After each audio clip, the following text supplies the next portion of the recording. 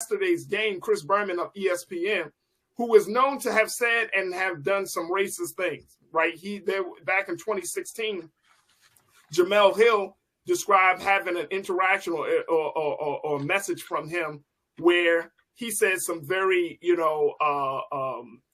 racist and very disparaging remarks as a woman about her when she was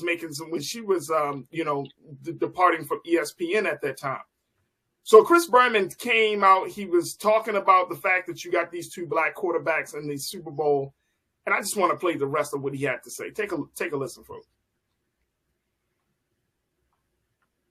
But also, of course, two African-American quarterbacks starting against each other in the Super Bowl for the first time. Fittingly, February 12th is Abe Lincoln's birthday. Here we go with the highlights in case you missed.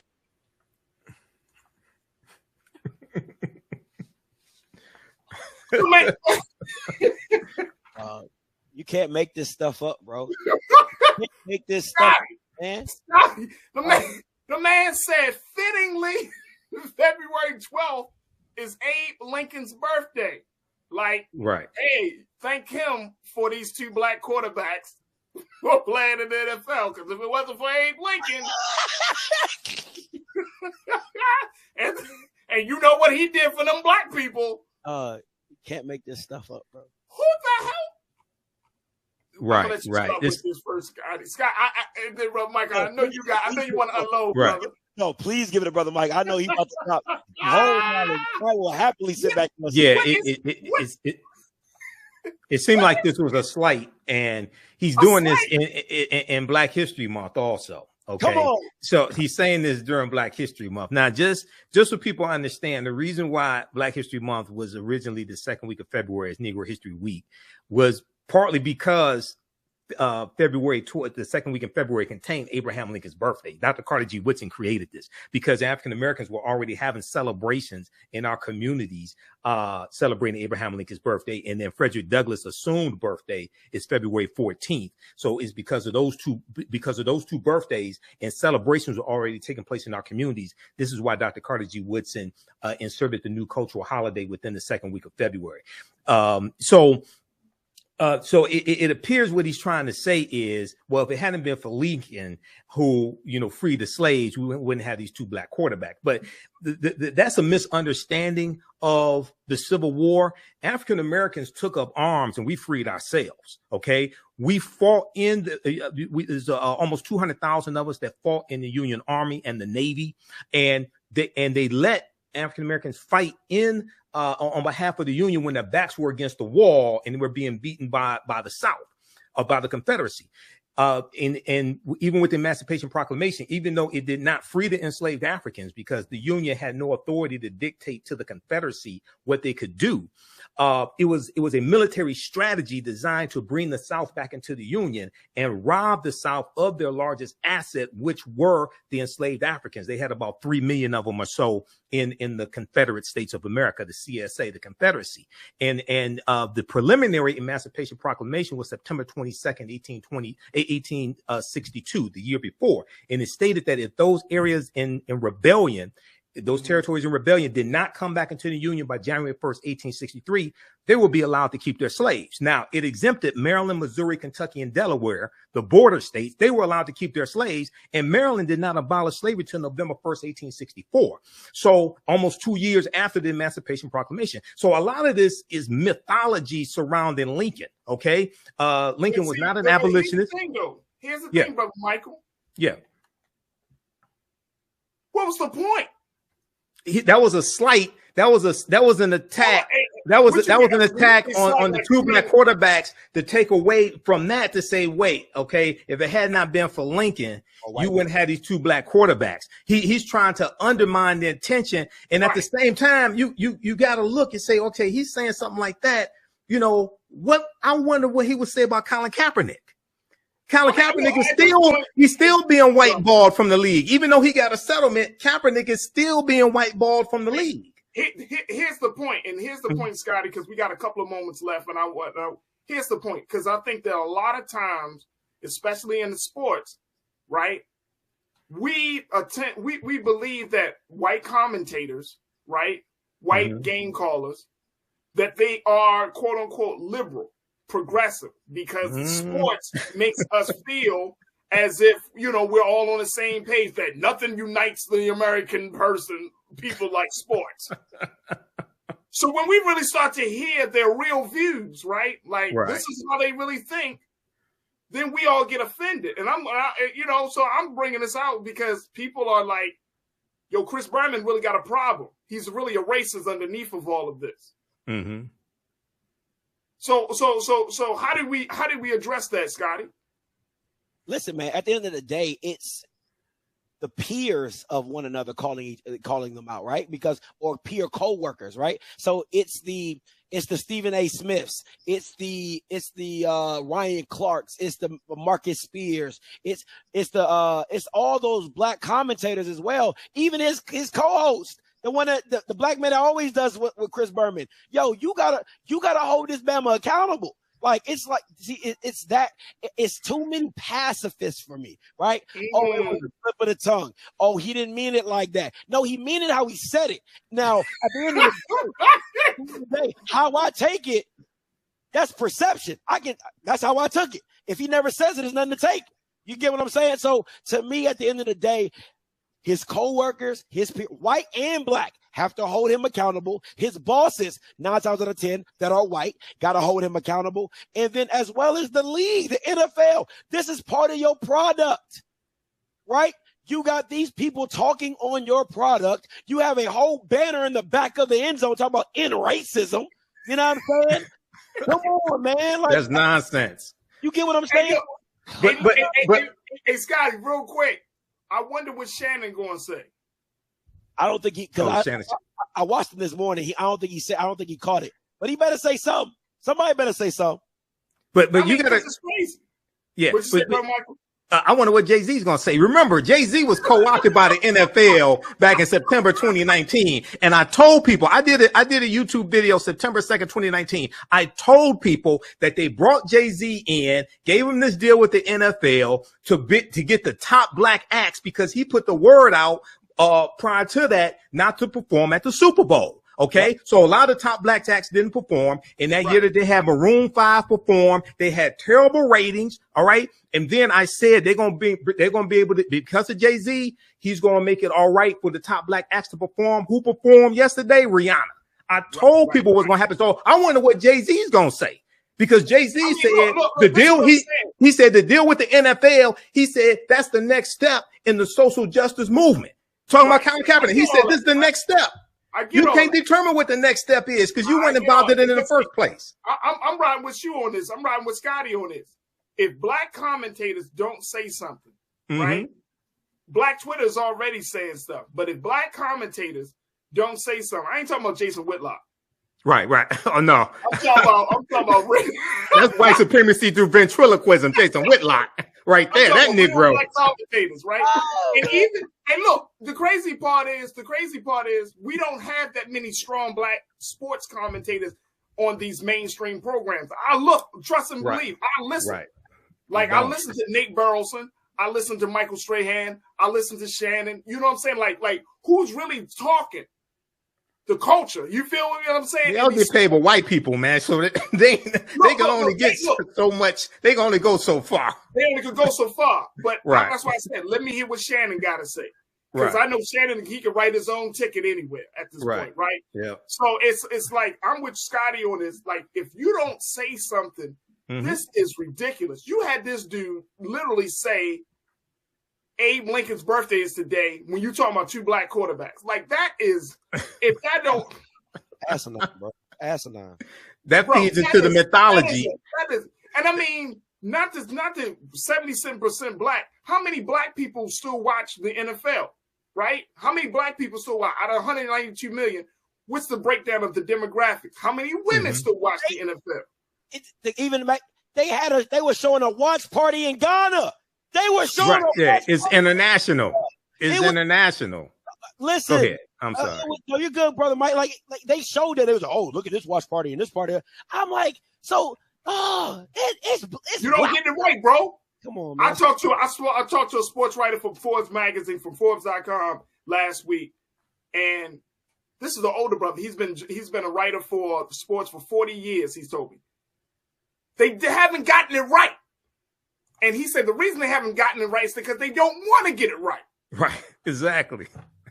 It's not that they can't. It's not that they don't have the brilliance. It's not that they don't have the black men and black women to be behind the scenes to help shape this new. They don't want to get it right. There's a story right now, and I'm sure, Brother Michael, you've seen it too. Scotty, I'm sure you probably talked about it. There's a story right now where the NFL is on record as being as aggressively denying claims to NFL veterans who need disability and other medical coverage. Yep. Men who have put their lives out on the line, men who have given their bodies to the game, and the NFL is still aggressively denying them health care claims and coverage and insurance coverage. Real quick, you can probably talk about this sometime next time. But the Jim Trotter for 2 years straight has talked about the diversity within the higher levels of media in the NFL and why they have not seen black people and black commentators in the C-level executives in the media room. He's asked the commissioner for 2 years running at the NFL Media Day. Go check that out. I'm telling you, Jim Trotter, what is Goodell? I don't really touch the media room. Bama, you are the commissioner of the NFL. What you mean you don't touch the NFL? What do you mean you don't touch media? That don't even make sense. Doesn't make sense.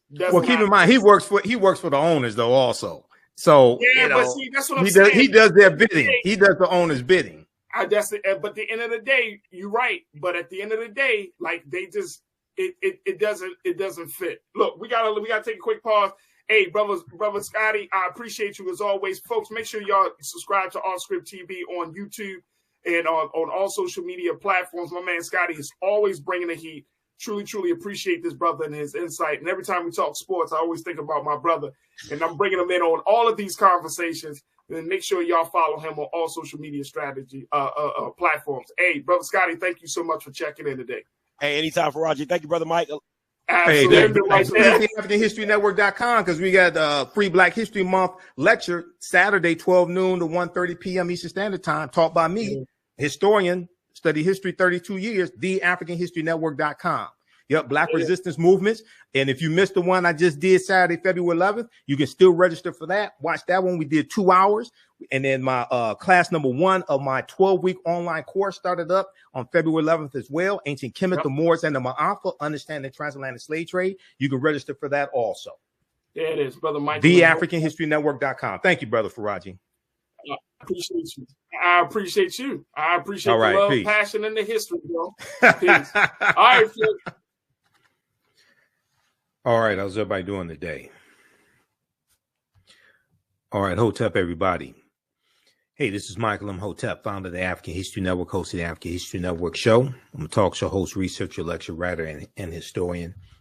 So some of you all saw me today on Farajii Muhammad's show, The Culture, on the Black Star Media Network. I was on the show Monday, February 13th, 2023.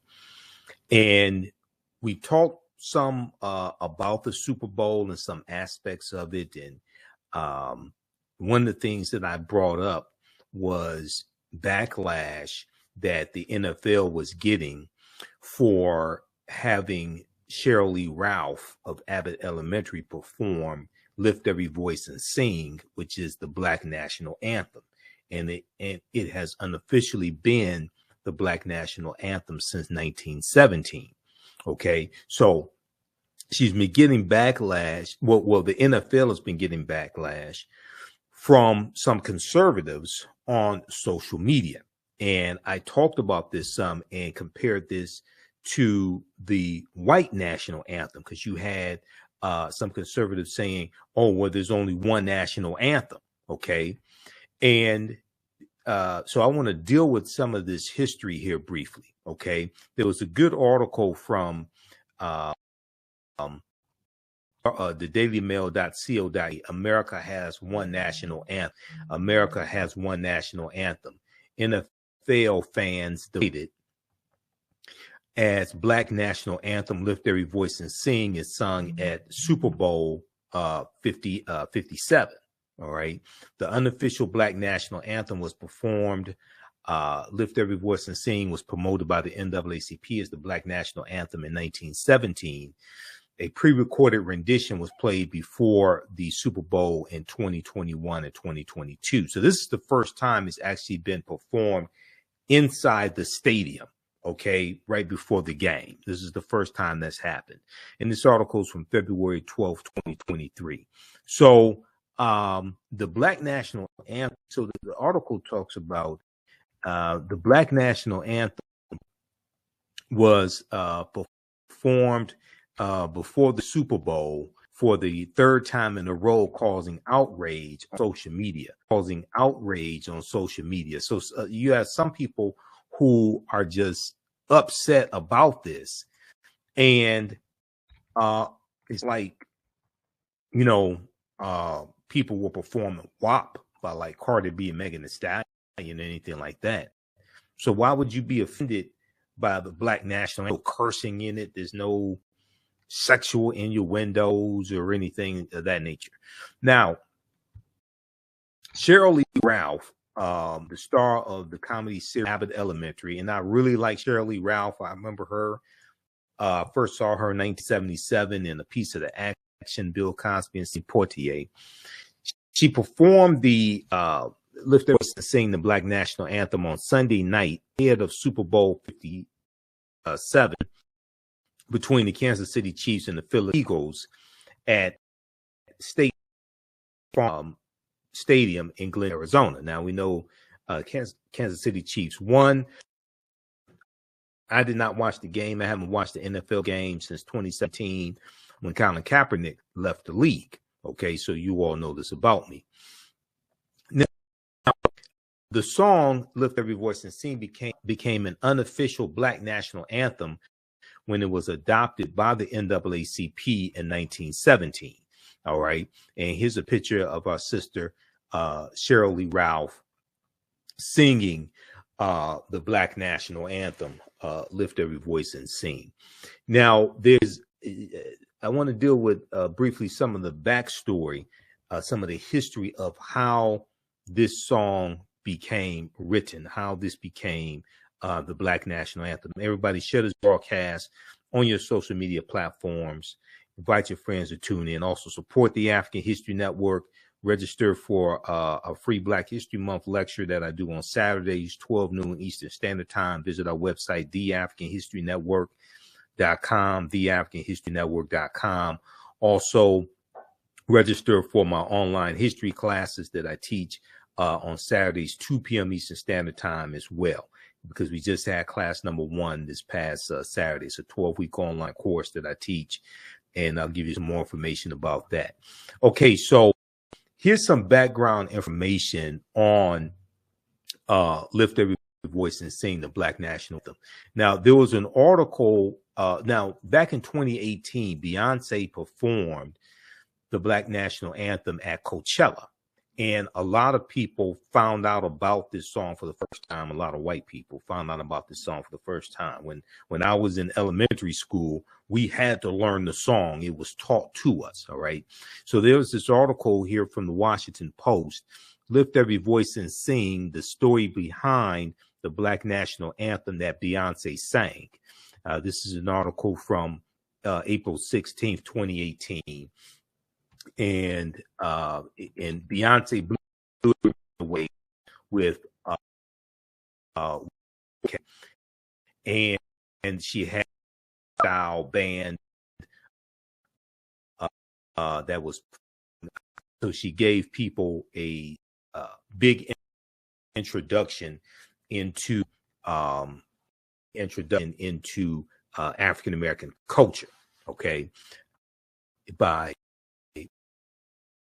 performing the Black National Anthem and Kids Day. Okay, let me see. Can we get?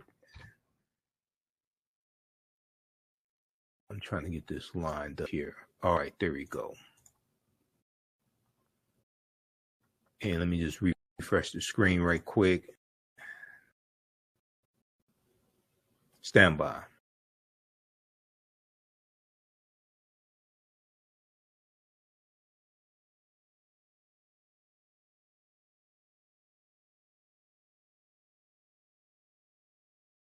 Okay, let's continue here.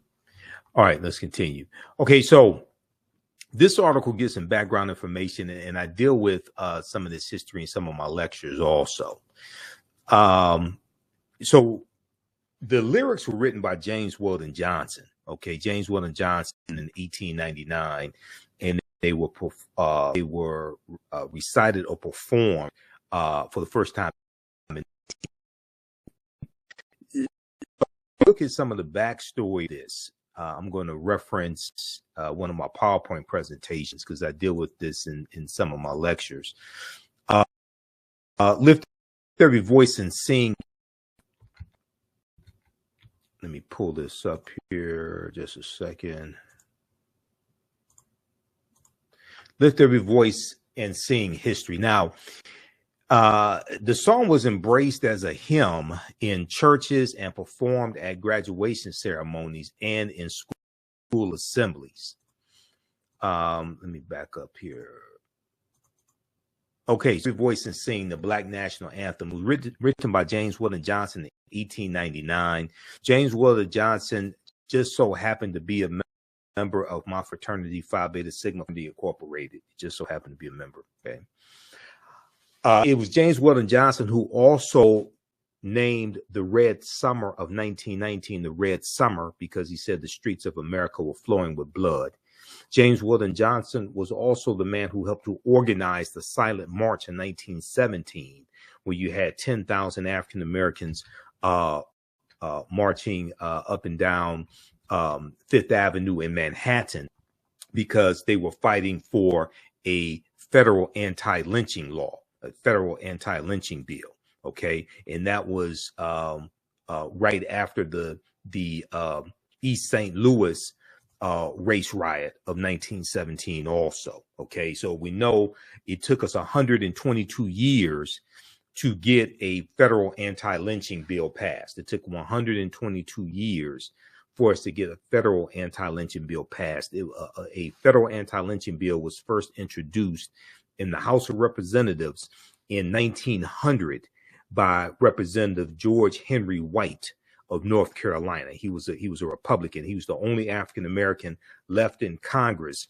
because Southern states had changed their state constitutions to impose poll taxes and literacy tests and suppress the African American vote. Okay, so it took us 122 years. It was in 2022 that the Emmett Till anti-lynching bill passed both the House and the Senate and was signed into law by President Joe Biden. All right, so James Weldon Johnson was in 1899 a young poet named James Weldon Johnson.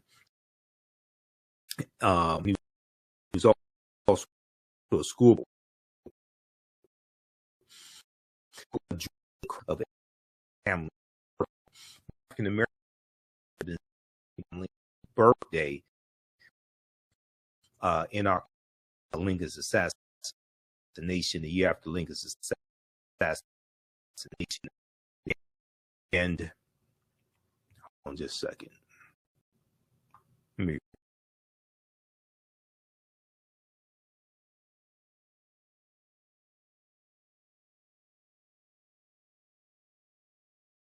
African Americans had been celebrating Lincoln's birthday, which is February 12th. Lincoln's birthday going back to the year after Lincoln was assassinated. He was assassinated in 1865. Okay.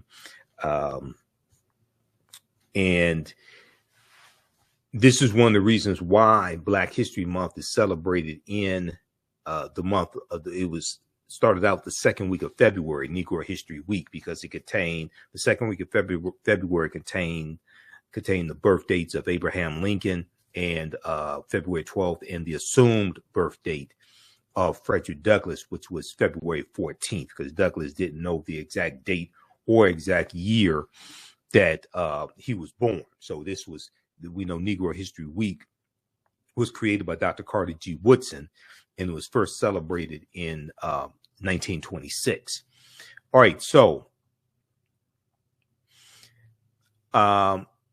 James Weldon Johnson was asked to address a crowd in Jacksonville, Florida for the coming anniversary of Abraham Lincoln's birthday.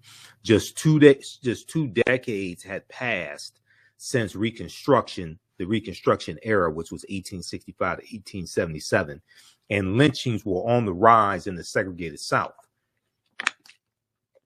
Instead of preparing an ordinary speech, James Weldon Johnson decided to write a poem.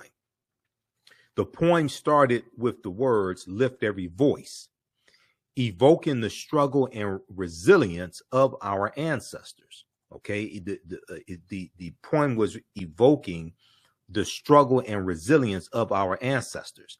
Now, the following year, in the year 1900, a chorus of 500 school children performed the song at the Abraham Lincoln celebration. The song quickly took off, becoming a rallying cry for African-American communities in the South, or as one observer noted at the time, quote, a collective prayer. Now, the song was embraced as a hymn in churches and performed at graduation ceremonies and in school assemblies. Within 20 years, the NAACP, National Association for the Advancement of Colored People, which was founded in 1909 and comes out of the Niagara Movement, which was founded in 1905 by Dr. W.B. Du Bois and others. The NAACP adopted "Lift Every Voice and Sing" as its official song. Okay, now it becomes the unofficial Black national anthem in 1917. But when I was growing up, we were just taught it was the Black national anthem. We did not look at it as the unofficial Black national anthem. I think you have some white people in the media who say it's the unofficial Black national anthem. But growing up and it being us singing it in elementary school, high school, and then at African cultural events, African centered events, we never said we're going to sing the unofficial Black national anthem. No, we said we're going to sing the Black national anthem, period. So I think you have white writers, and you may have some African-American writers who are influenced by white people who buy into this and say it's the unofficial Black national anthem. But for us, it was no discussion on that. Okay. There was no doubt this was the Black national anthem. Now, it was embraced as a hymn in churches and performed at graduation ceremonies and in school assemblies. For generations to come, it would be known widely as the Black national anthem. Lift every voice and sing the story. So check out the rest of this article here from the Washington Post. Lift every voice and sing the story behind the Black national anthem that Beyonce sang. Lift every voice and sing the story behind the Black national anthem that Beyonce sang. This is from the Washington Post from August 16th, 2018. Okay, so check out that article. All right, so Beyonce introduced, who won 32 Grammys also, right? Beyonce who make a lot of people aware of the Black national anthem. Now, Sheryl Ralph, who's phenomenal in her own right, sings it at the Super Bowl, okay? And you have a lot of conservatives in this era of attacking critical race theory, attacks on African-American advanced placement, African studies courses, attacks on Black History Month, and books being banned in schools dealing with Dr. King and Rosa Parks and Ruby Bridges, etc. Okay. In this whole climate, now at the Super Bowl, okay, which was probably watched by about 192 million people, is expected. The National Retail Federation estimated that 192 million people, 92 million Americans would watch the would watch the Super Bowl. Okay. All right. So then you have Sheryl Ralph performing, and you had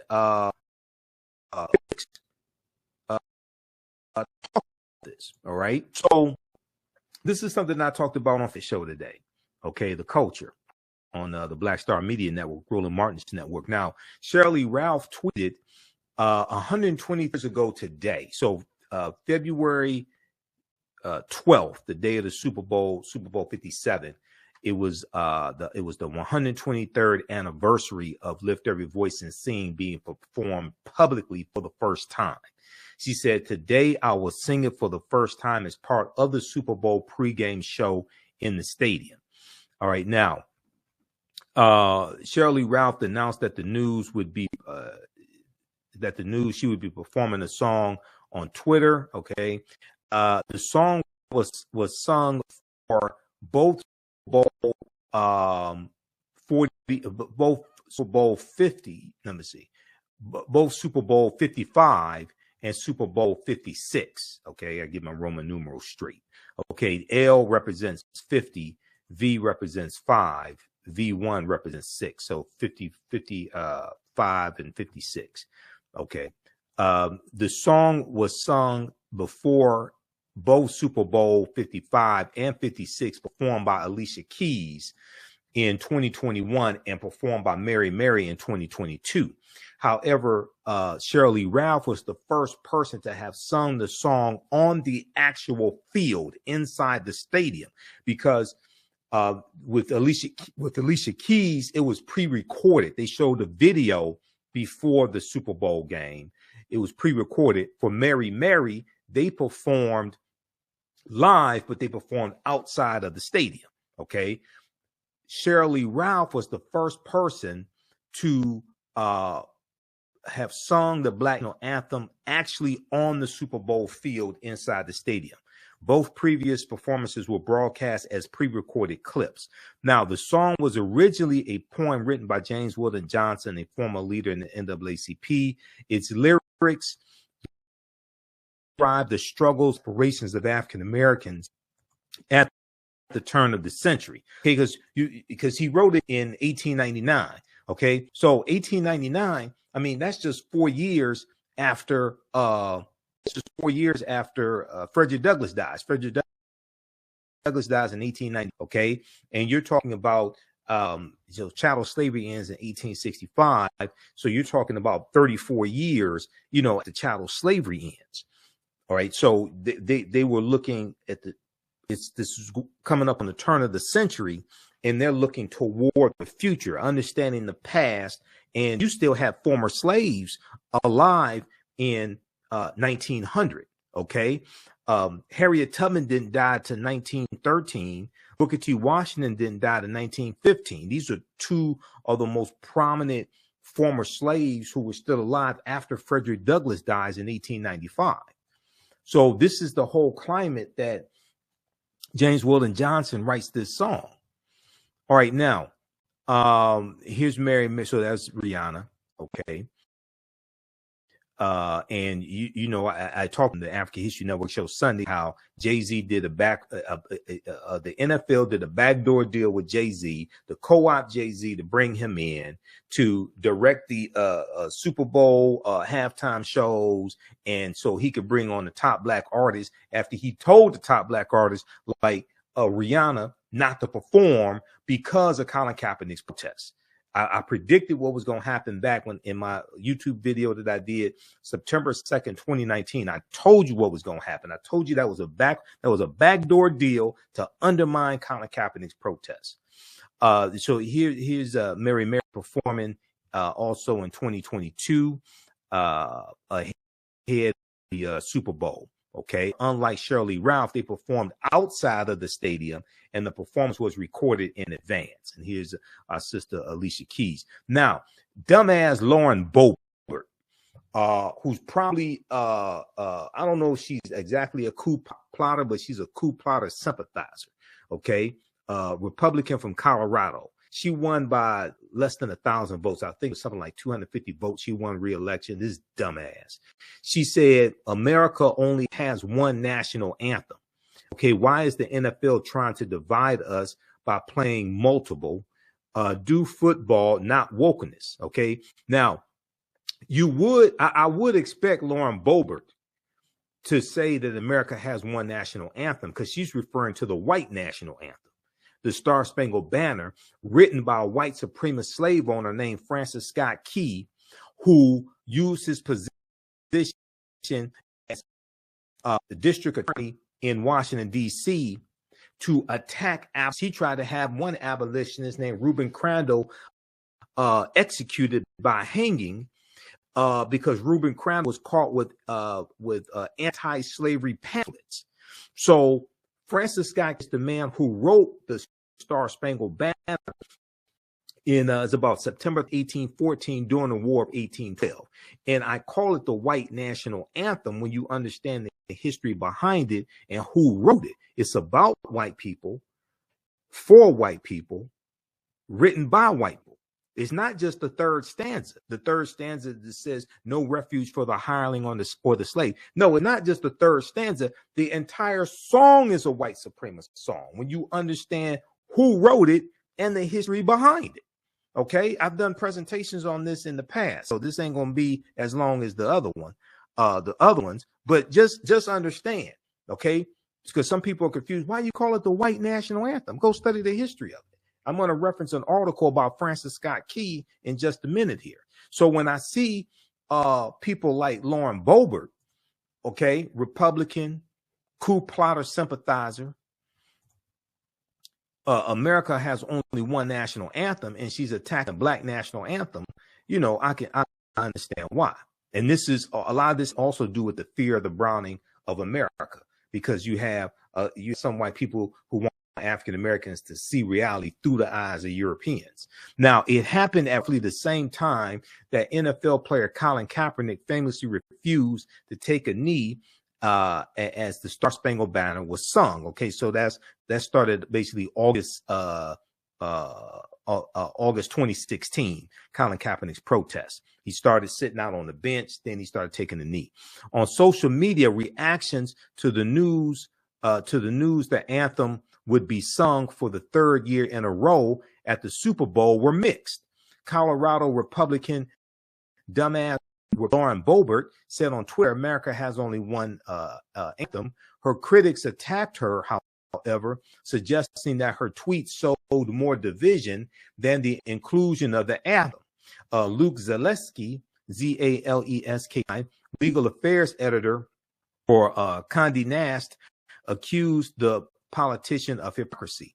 The gaslighting is the fact that that she's using the concept of unity to divide. The gaslighting is the fact that she uses the concept of unity to divide. She's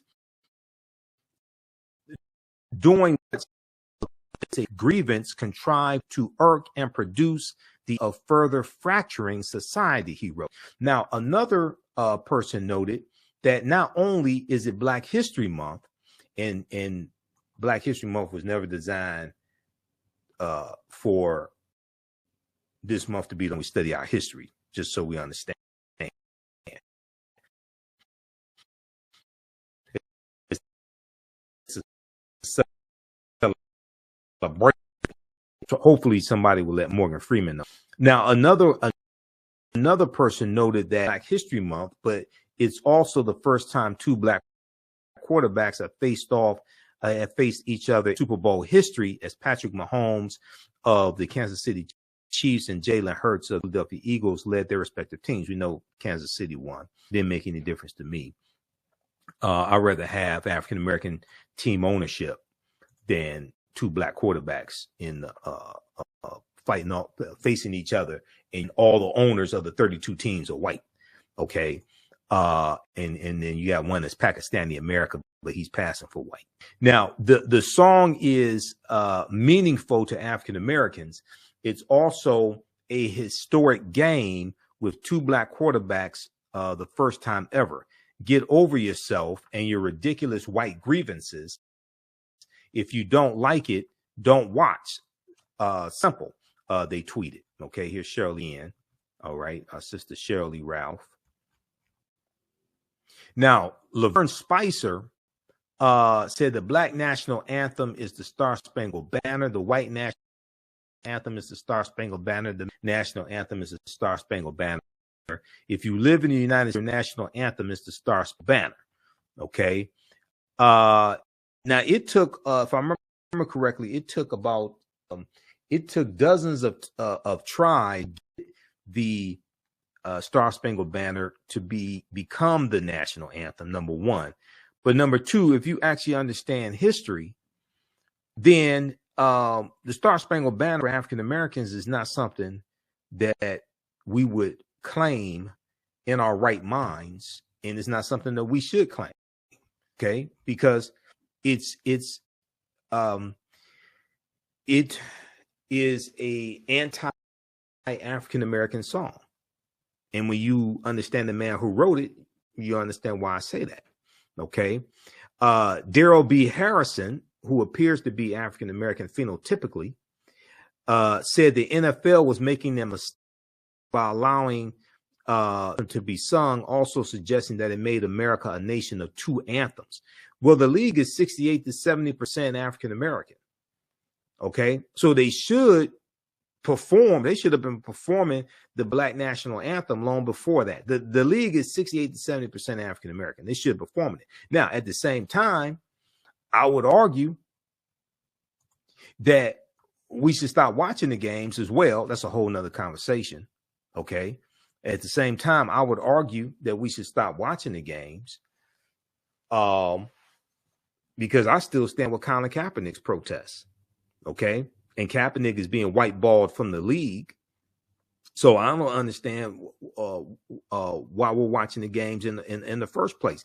And they sold a 30-second commercial for $6.5 million. They sold a 30-second commercials were going for $6.5 million. Okay. So many of us would rather be entertained than be empowered. If we all rallied behind Colin Kaepernick, leveraged our economic dollars to put pressure on the NFL, stop buying tickets, stop buying jerseys, okay, stop watching the games on TV, things like this, okay, stop going to the games, that would have a tremendous impact, because then it would put us in the driver's seat and we could put pressure on the NFL. You need to have African-American team ownership. You need to have better health benefits for the players after they retire from the league. Okay. You need more African-American head coaches. There's only like 2 or 3 African-American head coaches in the league, but we'd rather be entertained than be empowered. So, you know, a lot of times you teach people how to treat you. So then let's see, you have the comment from Luke Zaleski as well. He's performed America the Beautiful. I like Babyface. Ask the question, why? Okay, not as love of crime, but just Babyface, why? Okay, come on. So read the rest of this article here. Then they have the lyrics to Lift Every Voice and Sing also. Okay, very interesting article. The backlash that the NFL is getting for having Sheryl Lee Ralph perform the song. Okay, and you may hear more backlash from the coming days. Now, DMP, who is this? DMP said, did you hear Chris Berman's dumbass aching? Yeah, we talked about that on Farajii Muhammad's show, The Culture, today on the Black Star Media Network, okay, Roland Martin's network. And I said that, you know, if you want to talk about Abraham Lincoln, you can talk about Abraham Lincoln. So what Chris Berman was trying to do is he was trying to imply that he wanted to gloss over the fact that you had 2 African-American quarterbacks playing on opposing teams for the first time in Super Bowl history. And he was implying, hey, if it wasn't for Abraham Lincoln, these guys would still be slaves. Okay? And Abraham Lincoln was not a savior for African Americans. Now, he was better than most white people at the time. He was not a savior. We took up arms and freed ourselves. Okay. We ran away from plantations. All right. We ran behind Union lines. What was the Civil War a good thing for African Americans? Yes, it was. You had almost 200,000 African Americans who fought in the Civil War. We joined the Union Army and we joined the Union Navy and fought in the Civil War, and we fought for our freedom. We took up arms and fought for our freedom. We didn't passively wait for white people to free us. All right. And it's important to understand that the Emancipation Proclamation of January 1st, 1863 did not legally free the slaves. Okay. If you go to loc.gov, the Library of Congress website, loc.gov, and if you read it, it tells you that the slaves in the territories that are in rebellion, okay, the territories that were part of the Confederate States of America, the Confederacy, it was saying that those slaves would be freed if those territories did not come back into the Union by January 1st, 1863, because the initial Emancipation Proclamation was September 22nd, 1862. The Emancipation Proclamation was an ultimatum to the Confederacy to bring the territories back into the Union, okay, to bring those territories in rebellion back into the Union. The Civil War was not fought slaves. The Civil War was fought to bring the South back into the Union, to keep the Union together, because the South was the economic engine of America. The goal of the Civil War was not to end slavery. The goal shifted after the Emancipation Proclamation of January 1st, 1863. But it also says that the border states were exempt. So Maryland, Missouri, Kentucky, and Delaware, they were still allowed to keep their slaves. Okay, Maryland did not abolish slavery till November 1st, 1864. This is something we talked about in my class on Saturday, class number 1 of Ancient Kemet, the Moors, and the Ma'afa, Understanding the Transatlantic Slave Trade, what they didn't teach you in school. So if you missed class number 1, you can still register for it. Class number 2 is coming up Saturday, February 18th, 2023. It's a 12-week online course. We deal with thousands of years of history and what leads up to the transatlantic slave trade taking place. So the class is on sale, $80, regularly $130. We do the sessions live. All the sessions are archived and recorded. You can go back and watch it anytime. So when you register for the course, you can go back and watch class number 1. So visit our website, theafricanhistorynetwork.com, theafricanhistorynetwork.com, because we did 2 hours on Saturday. And if you look at this article here from the Washington Post, there's a piece from the Washington Post with Maryland. Maryland did not abolish slavery after the Emancipation Proclamation, and they put it on the ballot, took a vote on it, and it almost didn't pass.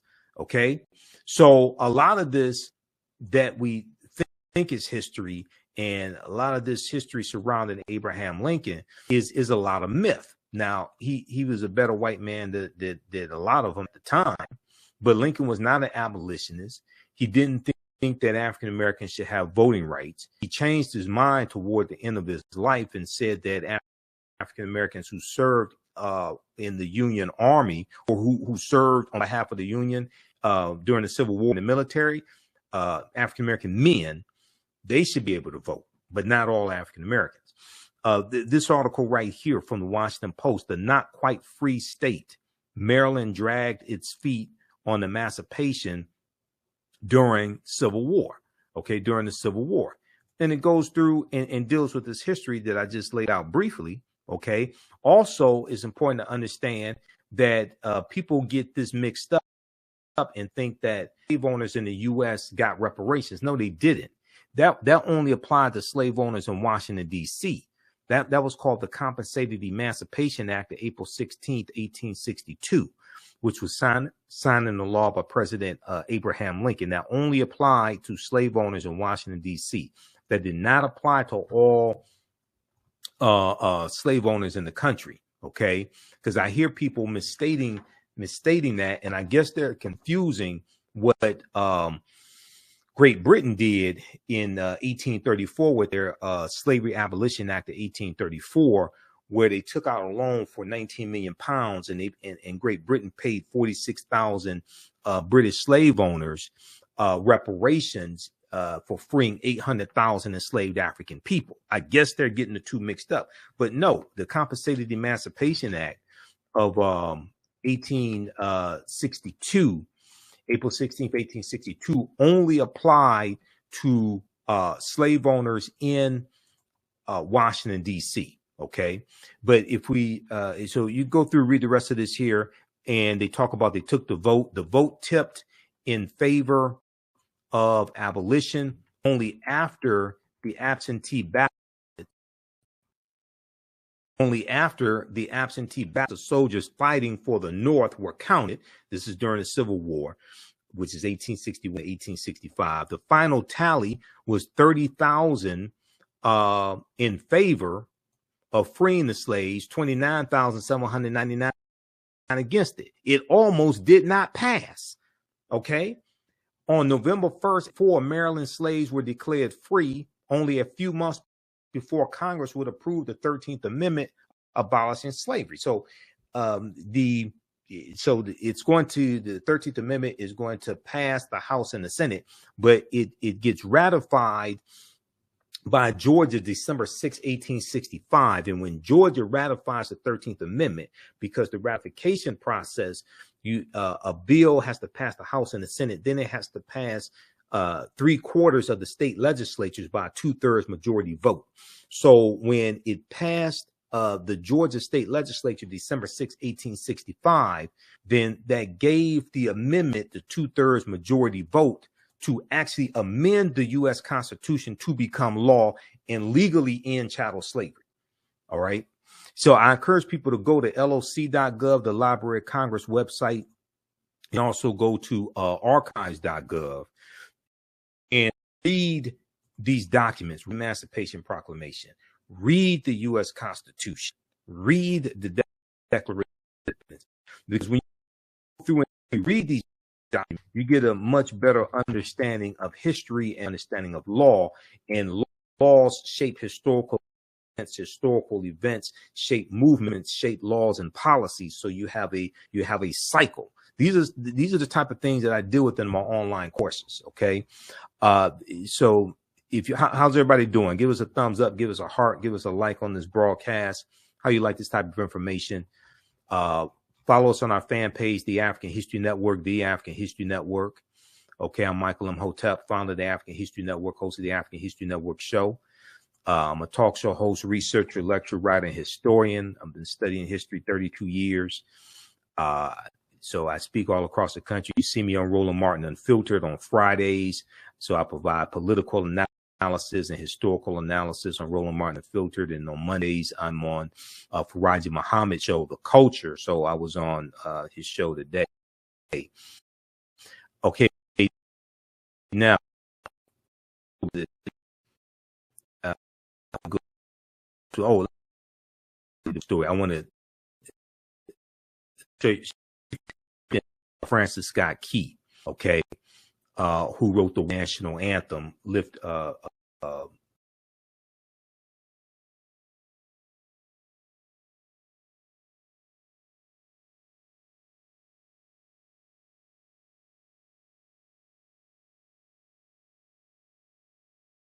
right. And we have Sister Felicia watching us. Sister Felicia is with Hapi. Sister Felicia and Brother Taiki Grant, directors of the film Hapi, The Role of Economics and Development of Civilization. And they just had the Hapi Day of Excellence. We had Brother Taiki on the show, on the African History Network show. All right, visit our website, the History Network information. Please support us. Please support us. All this does not happen without resources. Okay. I do a 12-week online course. We just had class number 1 that started up Saturday, February 11th.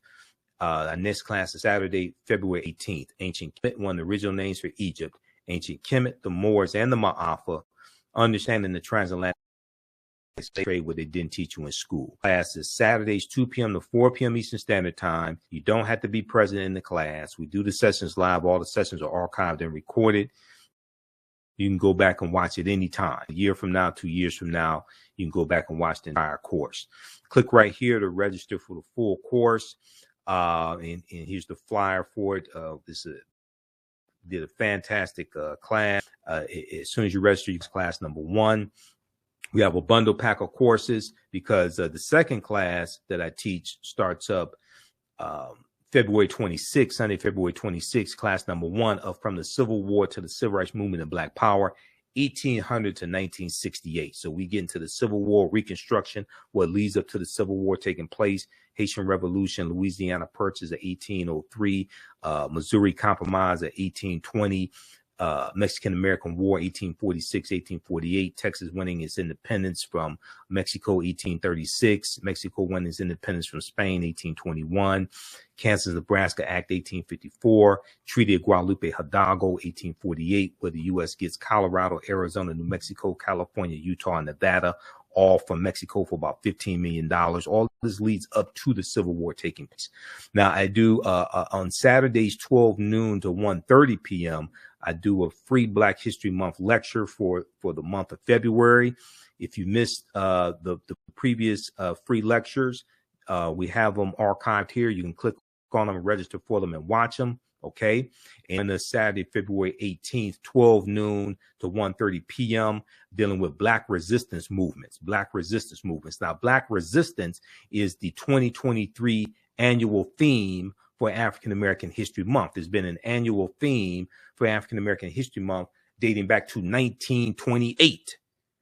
Okay, created by Dr. Carter G. Woodson, who co-founded the Association for the Study of Negro Life and History, September 9th, 1915 in Chicago.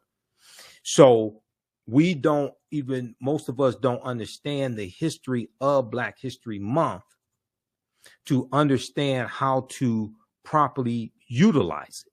Okay, we're not getting the full benefit of it because we don't understand the history and don't know that there's an annual theme for it, which gives you the context to have your celebration and give you topics to discuss and do presentations on, etc., in your celebration. All right. So most people don't know any of this. Okay. So we have the information at our website, theafricanhistorynetwork.com. And I posted the link there. So please support us. And we have the information here in the thread of the broadcast. And I'm going to post a link here. You can register right here for the 12-week online course. All right.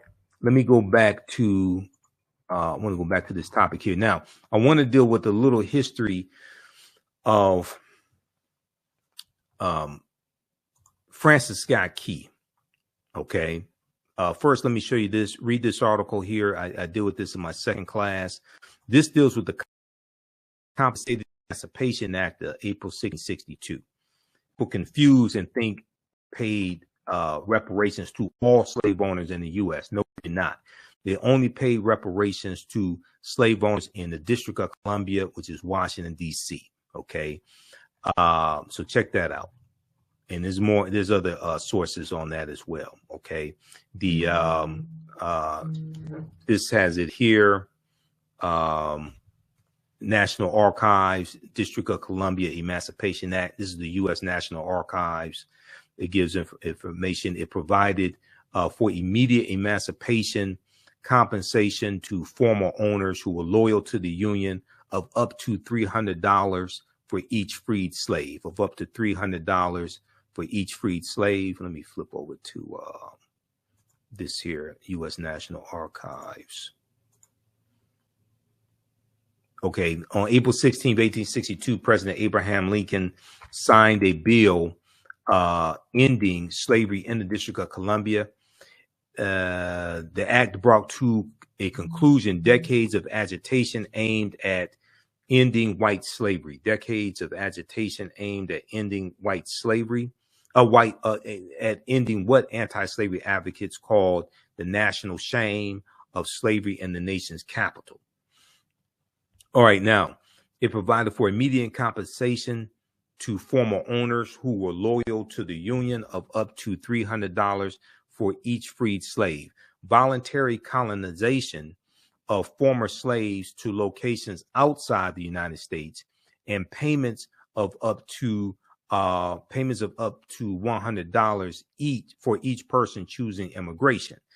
Over the next 9 months, the Board of Commissioners appointed to administer the act approved 930 petitions, completely or in part, from former slave owners for the freedom of 2,989 former slaves. Okay, so read the rest of this here. That did not apply to all slave owners in the U.S. It only applied to those in the District of Columbia. Okay, that's why it's called that's the Compensated Emancipation Act, April 16th, 1862. All right. S. Rep said, good information. We need most of us to know this, what really happened. Yep, I agree. That's why it's important to support the African History Network, because this don't happen with no resources. Trust me, it takes a lot to finance the African History Network, and we're dealing with a lot of financial challenges this week that I have to take care of. If you want to support us, also $ the AHN show through Cash App, $ the AHN show through Cash App, and through PayPal, paypal.me/the AHN show. We have the information on the homepage of our website, also theafricanhistorynetwork.com. All right, now I want to look at there's a good article that I deal with when I teach about Frank Key. I've done a presentation dealing with the history of the national anthem and also Kaepernick's protests as well. And okay, so this article here is called "Where's the Debate on Francis Scott Key's Slaveholding Legacy?" This is from SmithsonianMag.com. This is the official website of the Smithsonian Institute. Where's the debate on Francis Scott Key's slaveholding legacy? Okay, this is from July 1st, 2016 by Christopher Wilson, who's director of Experience Design, National Museum of American History. During his lifetime, abolitionists ridiculed Francis Scott Key's words, sneering that America was more like the land of the free and the home of the oppressed. Sneering that America was more like the land of the free and the home of the oppressed. Okay. For the sake of time, I want to fast forward through this and get to the portion that I want to talk about. All right. Now, in 1814, this during the War of 1812, Francis Scott Key was a slaveholding lawyer from an old Maryland plantation family who, thanks to a system of human bondage, had grown rich and powerful. Now, this is Francis Scott Key right here, the man who wrote he named it the Defense of Fort McHenry. The Defense of Fort McHenry. It started out as a poem, and it was about a battle during the War of 1812. The War of 1812 was 1812 to 1814, and the U.S. was fighting against Great Britain once again. Okay, this is the War of 1812. Now, when Francis Scott Key wrote the poem that would, in 1931, become the national anthem, all right, and proclaim our nation, quote, the land of the free, like Thomas Jefferson, Francis Scott Key not only profited from slaves, he conceptions of American citizenship and human potential. Africans in America, Francis Scott Key said, were, quote, a distinct and inferior race of people, which all experience proves to be the greatest evil that afflicts a community. Francis Scott Key was a straight up white supremacist slave owner. What the hell am I going to sing a song that he wrote that became the white national anthem? That's just stupid. That's what happens when you don't understand history. You don't understand what you're participating in. This is why I don't sing the white national anthem. It's not the third, it's not just the third stanza, okay, that says no refuge for the hireling or the slave. It's the entire song is a white supremacist song. As I said before, it was written by white people, for white people, about white people, and it was voted on in Congress by white people to become the white national anthem. Because by the time it was voted on in 1931, there may have been maybe one African American who was in Congress. That's it. So what are you talking about? This is what happens when you don't understand history. Now, if you want to say there should be a new national anthem,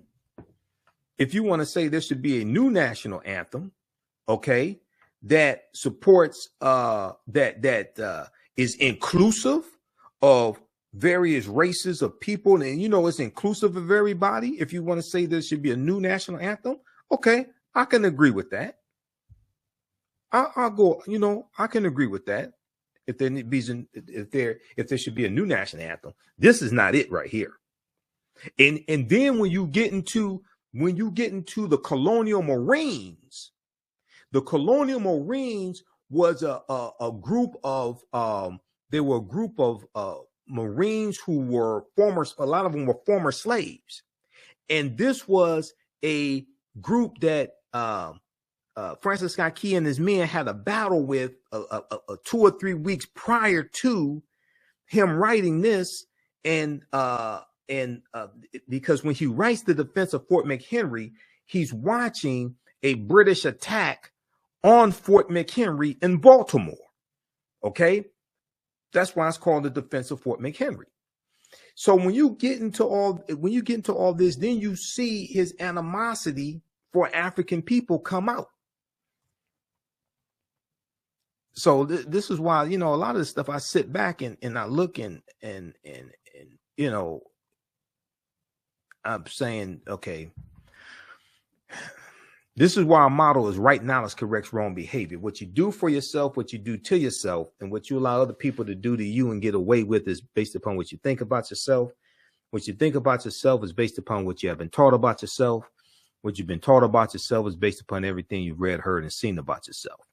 All right, Sister Felicia, thanks for the support also as well. Okay, so guys, you can support us through Cash App and PayPal. Definitely you should support or register for one of our paid online classes. Okay, because just so people understand, because I guess a lot of people that don't do this don't know this, but I use 2 different digital platforms to teach those classes, Crowdcast and Learn World. Okay, and I have to pay them each month, so it's not free to teach those classes. Free, I have to pay to teach those as well. All right. Let's continue here. I want to go back to this. All right. So a few of the British troops in the War of 1812 stunned and demoralized America by attacking Washington and setting the Capitol building and the White House ablaze. They attacked Washington, D.C. They burned the White House down and the U.S. Capitol building, the British. Okay. On August 24th, 1814, the British turned their attention to the vital seaport of Baltimore, All right. Now, September 13th, 1814, British warships commenced an attack on Fort McHenry in Baltimore, which protected the city's harbor. For 25 hours, bombs and rockets rained down on the fort, while Americans, still wondering whether their newfound freedom would really be short-lived, awaited news of Baltimore's fate. So this is after the American Revolutionary War, which was 1775 to 1783 against Great Britain also. Okay, so so you have America, largely white people in America, wondering, okay, are we still going to be a free nation, etc. Now, it's also important to note that a lot of African slaves ran away and ran over to the British side to fight for the British against the U.S. in the War of 1812, just as they did during the American Revolutionary War. Just as they did during the American Revolutionary War, there were more what we would call African Americans. There were more African Americans who fought on behalf of the British during the American Revolutionary War than fought on behalf of the colonies, because the British were the first ones who said, if you come fight for us, we'll set you free when this war is over with. All right. So we were born at night, but not last night. We said, okay, we're going to go fight for the British because we wanted to be free. So and you know, to make a, not to, I'm trying to keep this short. This is the short version. I've done an extensive of all this. This is the short version right here. But there, at the end of the War of 1812, the U.S. demanded that Great Britain return. It was about 6,000 runaway slaves. They demanded that Great Britain return about 6,000 runaway slaves. Great Britain refused to do so. Okay. The War of 1812, to understand these, and you know, and to understand the U.S., and this puts us on a trajectory to the Civil War also. Okay, this puts us on a trajectory to the Civil War as well. Read this article here, just for the sake of time. This is written by Dr. Jason Johnson for TheRoot.com. I'm not a big fan of Dr. Jason Johnson. I've been listening to him, and yeah, he's all right, but I'm not. Some of that stuff he says is just it's not accurate. Let me just be polite and say it like that. Star Spangled Bigotry, the hidden racist history of the national anthem. July 4th, 2016. So it goes through and it talks about, let's look at the colonial Marines. Okay. Because on particular note, Francis Scott Key's opposition to the idea of the colonial Marines. Now, the colonial Marines were a battalion of runaway slaves who joined with the British Royal Army in exchange for their freedom. The colonial Marines were not only a terrifying example of what slaves would do if given the chance, but also a repudiation of the white superiority that men like Francis Scott Key was so invested in. So you got to understand, they get to go, these are runaway slaves who ran away from the U.S. and fought on behalf of Great Britain. Now they get the opportunity to take up arms and go kill their former slave masters. Oh, hell yeah, they're with that. And they're going to get their freedom also. That's why more of them fought on behalf of Great Britain than fought for the U.S. This terrified people like Francis Scott Key, who was a slave owner, because I guarantee you, he was afraid that his slaves would have an uprising as well and take him out too. Now, all of these ideas and concepts came together around August 24th, 1814 at the Battle of Bladensburg, where Francis Scott Key, who was serving as a lieutenant in the army at the time, ran into a battalion of colonial Marines, these former slaves who went to fight for Great Britain. His troops were taken to the woodshed by the very black folks he disdained. He got his ass kicked by these black colonial Marines, and he fled back to his home in Georgetown to lick his wounds. The British troops, emboldened by their victory in Bladensburg, then marched into Washington, D.C., burning the Library of Congress, burning the U.S. Capitol building, and burning the White House. You can imagine that Francis Scott Key was very much in his feelings, seeing black soldiers trampling on the city he so desperately loved. Now, a few weeks later, in September of 1814, not 1815. A few weeks later, in September of 1814, far from being a captive, Francis Scott Key was on a British boat begging for the release of one of his friends, a doctor named William Beans, or Benes, I'm not exactly sure how to pronounce it. Francis Scott Key was on the boat waiting to see if the British would release his friend when he observed the bloody battle of Fort McHenry in Baltimore, September 13th, 1814. America lost the battle, but managed to inflict heavy casualties on the British in the process. This inspired Francis Scott Key to write what would later be called the Star-Spangled Banner. He named it The Defense of Fort McHenry. It was a poem. He wrote the poem after watching the battle. So that's when he said, and our flag was still there. Okay. He's talking about the flag was still flying at Fort McHenry. This is where this comes from. So right then and there, but no one remembers that he wrote a full third stanza decrying the former slaves who were now working for the British Army, the Colonial Marines. Okay, and where is that band that was so vauntily who so vauntily swore that the havoc of war and the battle's confusion and home and the country should leave us no more? Their blood has washed out their foul footsteps pollution. Their blood has washed out their foul footsteps pollution. No refuge could save the hireling and slave from the terror of flight or the gloom of the grave.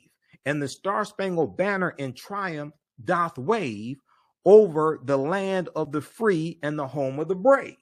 Okay, but it ain't just the third stanza that's the problem. It's the entire song that's the problem. And who wrote the song?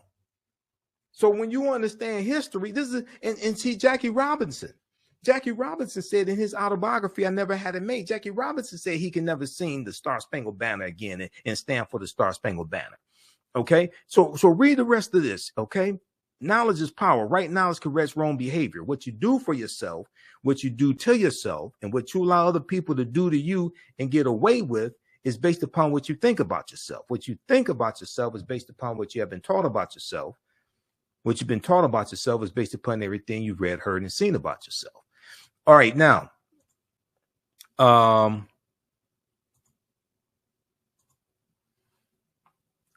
let me go back to, let me go back to this here. Okay, so we have,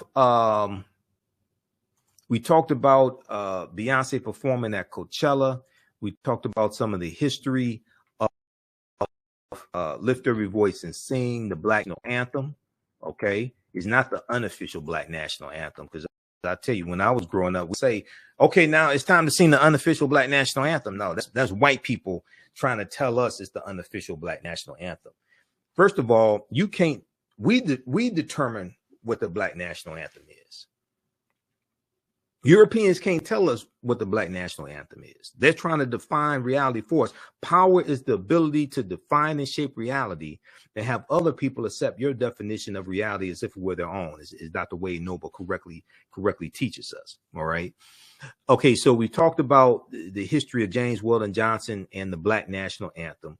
We talked about backlash the NFL is getting for having Sheryl Lee Ralph perform it during a game during the Super Bowl, and 68 to 70% of the league are African American. We dealt with some of the history of Francis Scott Key as well. Also with Francis Scott Key, who wrote the Star-Spangled Banner, started out as the defense of Fort McHenry.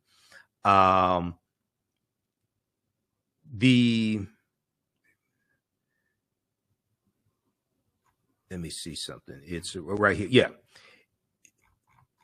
I want to go to this piece right here, back to the Smithsonian. Let's look at this here. Back to the article from Smithsonian Mag. All right. The poem he wrote celebrated the Star-Spangled Banner as a symbol of the resilience and triumph of the United States. Now, ironically, while Francis Scott was composing the line over the land of the free, it is likely that Black slaves or African slaves were trying to reach British ships in Baltimore Harbor. They knew that they were far more likely to find freedom and liberty under the Union Jack, which is the British flag, under the Union Jack than they were under the Star Spangled Banner. Okay, the land of the free for who, Francis Scott Key? The land of the free for whom? Now, additionally, Francis Scott Key used his office as the district attorney for the city of Washington, D.C. from 1833 to 1840 to defend slavery, attacking the abolitionist movement in several high-profile cases. He tried to have Reuben Crandall executed for having abolitionist pamphlets. In the mid-1830s, the abolitionist movement was gaining momentum. So right around 1830, 1831, the Underground Railroad is formed, okay? Largely up north. The majority of it is up north, okay? And then you have a Southern Underground Railroad going from Texas into Mexico, because when Vicente Guerrero, who was the second president of Mexico, when Vicente Guerrero became president, he abolished slavery because he was a former slave. He was like Afro-Mexican, Vicente Guerrero. All right. So you had between 5,000 and 10,000 runaway African slaves who run away from Texas and surrounding areas like Mississippi, things like this. They run into Mexico, because Mexico is free territory now. Then you have the Underground Railroad going from the south going up north also. Okay, now in the mid 1830s, the abolitionist movement was gaining momentum. All right. And with it came increased violence, particularly from pro-slavery mobs attacking free African Americans and white abolitionists, and other methods to silence the growing cries of abolition. In the U.S. House of Representatives and United States Senate, in a House of Representatives and United States Senate inundated with petitions from abolitionists calling for the ending or restriction of slavery, pro-slavery congressmen looked for a way to suppress the voices of abolitionists. Now, also, we know that in 1808, January 1st, 1808, the international transatlantic slave trade was abolished. And the international transatlantic slave trade dealt with bringing Africans into the country to enslave them. And this is that law passed Congress March 2nd, 1807. Okay. And it went into effect January 1st, 1808. Now, it still allowed slavery to exist in the U.S., but it made it illegal to bring Africans into the country to enslave them. And this dealt with that there were international treaties, Great Britain and the United States. Britain into 1807, U.S. Congress March 2nd, 1807 bans the international transatlantic slave trade. National other countries that enter into these international treaties, and this is stipulated in Article 1, Section 9, which the earliest that the international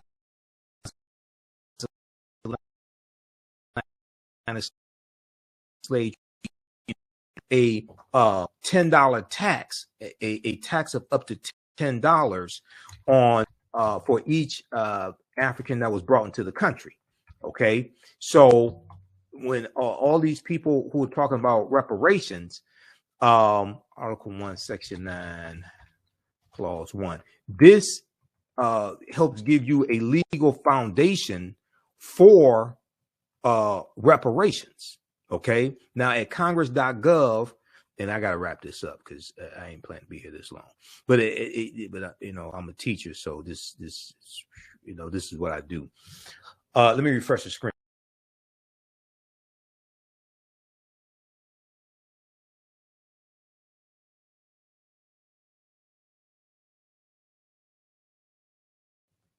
All right, now, okay, we're back here because I got to upgrade the I got to upgrade my laptop. I need a new laptop. I need one that has a faster processor than this laptop here.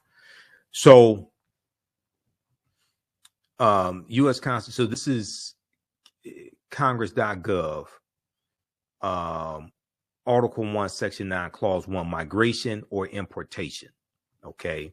Restrictions on the slave trade. This is in the U.S. Constitution. The migration or importation of such persons as any of the states now existing shall think proper to admit, shall not be prohibited by the Congress prior to the year 1808, but a tax or duty may be imposed on such importation not exceeding $10 for each person, not exceeding $10 for each person.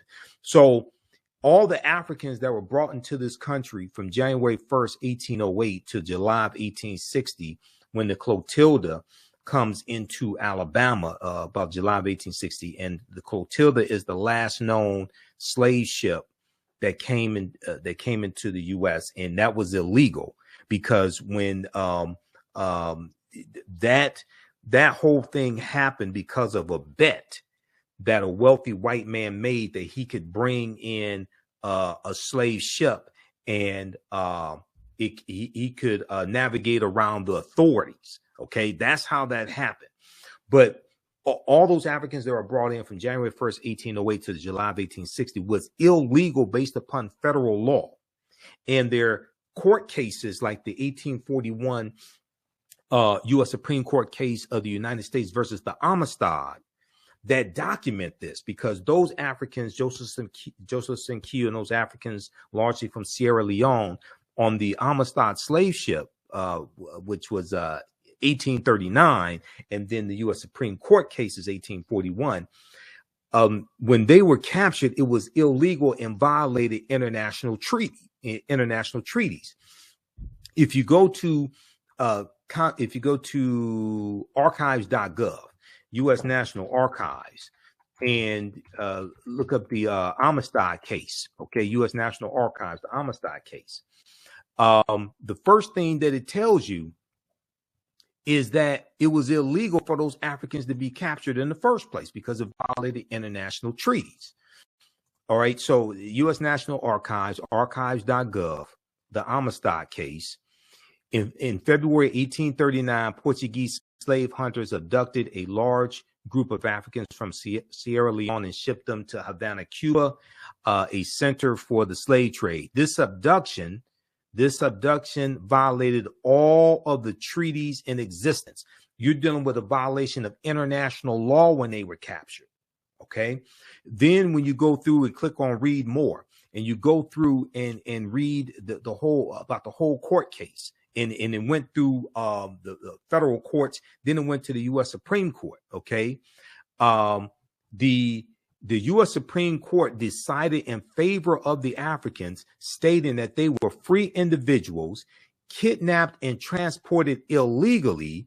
They had never been slaves because it was illegal for them to be captured in the first place. It was illegal for that slave ship to come into U.S. waters, also because the international transatlantic slave trade had been abolished January 1st, 1808. Okay. Now, they won their freedom. Okay. They won their freedom, and they were set free. Now, the U.S., what happened was the abolitionists had to collect money to pay to send them back to Sierra Leone. The U.S. didn't give them a free trip back to Africa. Abolitionists had to take up money, but at least they won their freedom in the U.S. Supreme Court. Senior Justice Joseph Story wrote and read the decision. Quote, "It was the ultimate right of all human beings in extreme cases to resist oppression and to apply force against ruinous injustice," end quote. The opinion asserted the Africans' right to resist unlawful slavery because there was a mutiny on the ship. There was a slave revolt on the ship. So they ruled that those Africans had a right to take up arms on that ship and fight for their freedom. they also ruled that it was illegal for them to be captured in the first place because it violated all the international treaties at the time, and they ruled that they were free. So so they were set free. Okay. All right. So read that from archives.gov, U.S. National Archives, dealing with the Amistad. Okay, now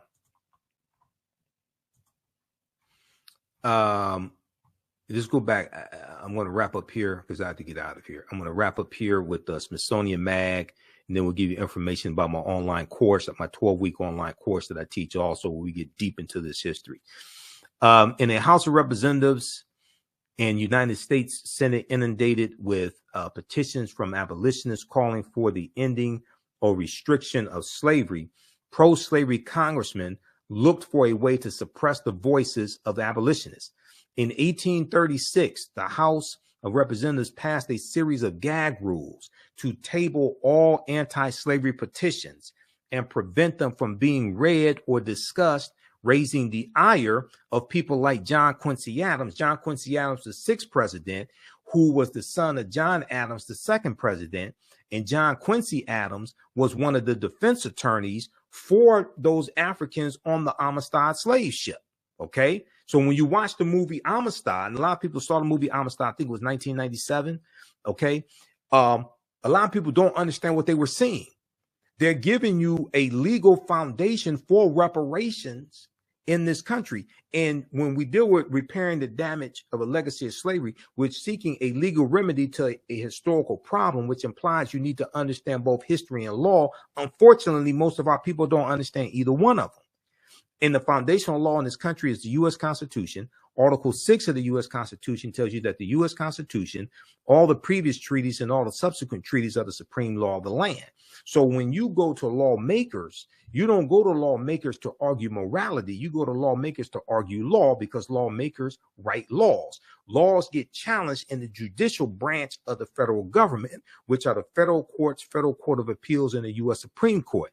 When they get challenged in court, they get challenged on the basis that they're unconstitutional, that they violate the Constitution. So if you're seeking a legal remedy to a historical problem and you want to call it reparations or restitution, whatever it is, you have to make sure that you're on strong legal footing.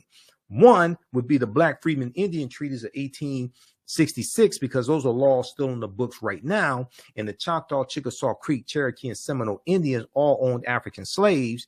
And when after the Civil War, they enter into treaties with the U.S. government that states that they had to free their slaves, give them land, etc. They become those African slaves get membership in those Native American nations, etc. Okay, so and they get cash payments. And get all the rights and privileges of being members of those Native American nations. Those laws are still in the books right now. That's one of our best chances to get any type of repairing the damage of the legacy of slavery. 1. 2 would be based upon Article 1, Section 9, Clause 1 of the U.S. Constitution. Okay, which ended the international transatlantic slave trade. All right, and I'm trying to find something right quick here. Where is my presentation on? Oh, I dealt with this in my Kwanzaa presentation. Yeah, I dealt with this in my Kwanzaa presentation, dealing with reparations. So check out this piece here. And I've also talked about this on the African History Network show. I talked about this on Hot Pete Talks as well with Felicia Hardin and Taki Grant, also when they interviewed me before. Look at this here. So attorney Demario Solomon Simmons, who we've been on Roland Martin Unfiltered before together, he's working with Representative Maxine Waters to enforce the Black Freedmen Indian Treaties of 1866 for descendants of the Black freedmen. Now, you're not going to get anything like this passed with Republicans in control of the House of Representatives. Democrats have to take back control of the House, and it takes 218 votes to get any bill passed in the House of Representatives. Okay. Descendants of Black freedmen enslaved by Native Americans in 1800 seek tribal citizenship. Representative Maxine Waters tries to help. Representative Maxine Waters tries to help. If we look at this, go through, read these articles, and we discuss this in my online classes, but go through and read these articles here. Even though progress is being a little progress is being made, African Americans don't understand how to get reparations, law, and the legislative process. Read this article from thegrio.com. Maxine Waters leads push to get justice for Black Native Americans. This is from October 13th, 2021. Maxine Waters leads push to get justice for Black Native Americans. A dispute between Black members of indigenous tribes and the federal government is part of a history that is now being exposed on Capitol Hill. Congresswoman Maxine Waters is calling out Native American tribes, the Choctaw, Chickasaw, Creek, Cherokee, and Seminole Indians, who held Black slaves and continue to discriminate against Black Native Americans. Okay, descendants of those Black enslaved by the hands of Native American tribes may get a slice of justice through access to Native American federal subsidies. Native American federal subsidies that had previously been denied to them. The California Congresswoman is seeking to get 5 tribes to comply with their 1866 treaty obligations that recognizes Black Native American freedmen, and their descendants as full citizens of their tribes, therefore making them entitled to all of the rights afforded to any other citizens of those Native American tribes or nations. Representative Maxine Waters tells the girl, read that.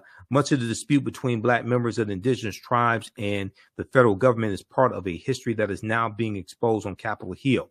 Now, this ties into the origins of Black Wall Street in Tulsa, Oklahoma, and I've done a 2.5-hour lecture dealing with the history of Black Wall Street in Tulsa, Oklahoma. It's available at our website, theafricanhistorynetwork.com, theafricanhistorynetwork.com.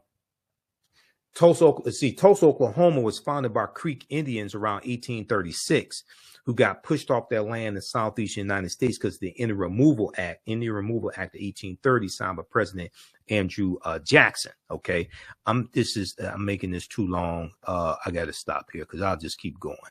Read that article, okay, and read this one also. 9 entrepreneurs who helped build Tulsa's Black Wall Street, because Hannibal B. Johnson, who I know and I've read his first book dealing with the history of Black Wall Street, Hannibal B. Johnson was interviewed by History.com, the official website of the History Channel, and Hannibal B. Johnson made the connection between the Dawes Allotment Act of 1887, the Black Freedmen Indian Treaties of 1866, and the first African-American landowners in Tulsa, in North Tulsa, where you would have Black Wall Street, which was the Greenwood district, the intersection of Greenwood, Archer, and Pine. Quote, the relative wealth of some Black folks in Oklahoma comes in part from their connection to these Native American tribes and their land ownership, says Hannibal B. Johnson, historian and author of Black 100, an American city grapples with this historical racial trauma. The Dawes Allotment Act 1887, named after Senator Henry L. Dawes of Massachusetts, authorized the government to divide tribal into allotments for individual Native Americans, which included Black members of those Native American tribes. As word spread that Indian Territory was a safer place for African Americans to settle, between 1865 and 1920, more than 50 Black townships were founded in Oklahoma. More than 50 Black townships in Oklahoma.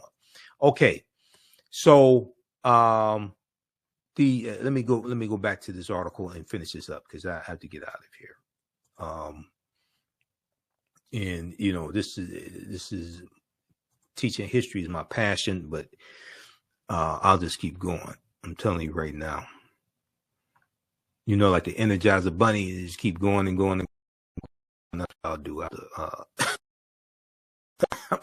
I'm going to have to get out. 1836, the House of Representatives passed a series of gag rules, raising the ire of people like John Quincy Adams, who saw restricting debate on restricting debate and assault on a basic First Amendment right of citizens to protest and petition. Okay, protest and petition to end slavery. Now, in the same year, okay, so that'd be 1836. In the same year, shortly after a race riot in Washington, D.C. in 1836, when an angry white mob set upon a well-known black restaurant owner, Francis Scott Key, the man who wrote the Star Spangled Banner, the man who talked about the land of the free and the home of the brave for white people. Francis Scott Key likewise sought to crack down on the free speech of abolitionists, those fighting to end slavery. Francis Scott Key believed these abolitionists were riling things up in the city of Washington, D.C. Francis Scott Key prosecuted a New York doctor living in Georgetown for possessing abolitionist pamphlets. In the resulting case of the U.S. versus Reuben Crandall, Francis Scott Key, the man who wrote the Star Spangled Banner, made national headlines by asking whether the property rights of slaveholders outweighed the free speech rights of those arguing for slavery's abolishment. Francis Scott Key hoped to silence abolitionists. He hoped to silence abolitionists who he charged wished to, quote, associate and amalgamate with the Negro, end quote. He said abolitionists wanted to associate and amalgamate with the Negro. See, he's saying these abolitionists want to have sex with Negroes. Basically, that's what he's saying. Okay, they want to associate and amalgamate with the Negro, and he thought African people were mentally inferior. Though Reuben Crandall's offense was nothing more than possessing abolitionist literature, Francis Scott Key, who was the district attorney to Washington, D.C., felt that abolitionist free speech rights were so dangerous that he sought unsuccessfully. He sought to have Reuben Crandall executed by hanging for possessing abolitionist pamphlets. And you want to say there's one national anthem? You're talking about the white national anthem. Read this article from SmithsonianMag.com. This is the official website of the Smithsonian Institute. Where's the debate on Francis Scott Key's slaveholding legacy? There is no debate. If you understand history, ain't nothing to debate. Just deal with the facts and evidence. Proper documentation ends all conversation. All right. How'd you all like this type of information? Give us a thumbs up. Give us a heart. Give us a like on this broadcast. Please support the African History Network. Please support the African History Network. Definitely needs your support. It takes a lot of finances to do this. Register for my online classes that I teach. We have a class number 2 of Ancient Kemet, the Moors, and the Ma'afa, understanding the transatlantic slave trade, what they didn't teach you in school. Class number 2 starts, it's Saturday, February 18th, 2023. So we do the sessions live. All the sessions are archived and recorded. You can go back and watch it anytime. If you miss class number 1, that's not a problem. It's archived. You can go back and watch it. And let me post this information here. We have the information right on the homepage of our website, which is theafricanhistorynetwork.com. Let me go back to this here.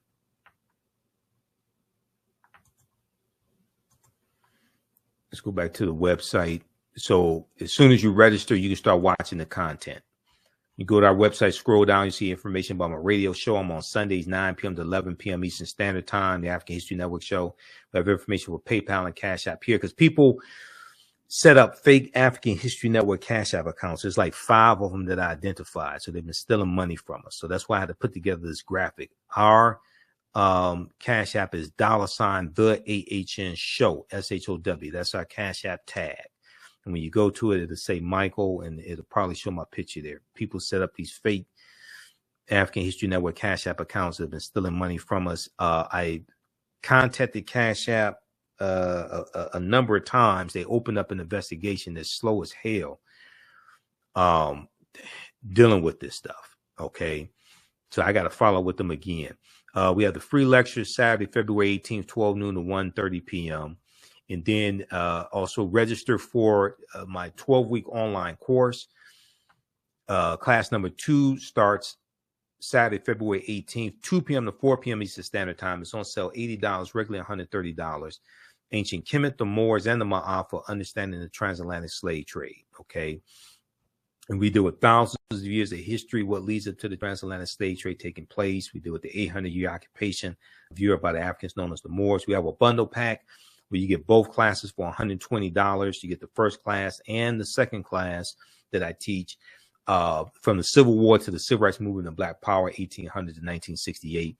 Also, when you register for Understand the Transatlantic Slave Trade, there'll be there are 5 bonus lectures of mine that you'll get also. 5 bonus lectures of mine that you'll get also. They'll be in the video library. Okay. All right. So I'm going to post the link here. This takes you to the website for the class number. What is this? Class number 2. Let's see. And actually, let's see. We have class number 2. Okay, let me post this here, and we'll put the link for the website also.